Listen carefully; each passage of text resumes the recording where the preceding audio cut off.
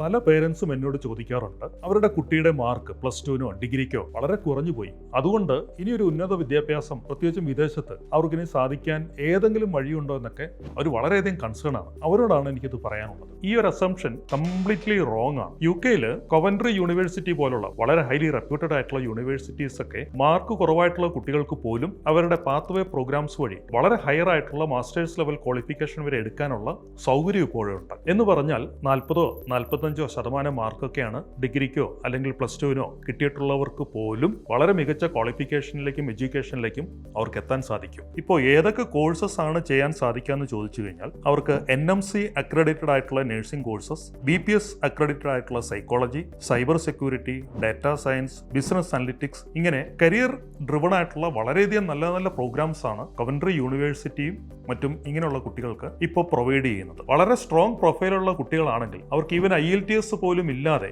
Admission എടുക്കാനുള്ള സൗകര്യവും ഇവിടെ നമുക്ക് കിട്ടുന്നുണ്ട്. മാർക്ക് കുറഞ്ഞു പോയതിന്റെ പേരിൽ ഇനി I don't qualify anymore എന്ന് പറയുന്ന കുട്ടികളോട് എനിക്ക് പറയാനുള്ളത്, ഒരിക്കലും ഇത് ഒരു ക്ലോസ്ഡ് ചാപ്റ്റർ ആയിട്ട് കണക്കാക്കണ്ട. ഇനിയും നിങ്ങൾക്ക് ഉന്നതമായിട്ടുള്ളൊരു വിദ്യാഭ്യാസം നേടാനുള്ള അവസരം ഇപ്പോഴുമുണ്ട്.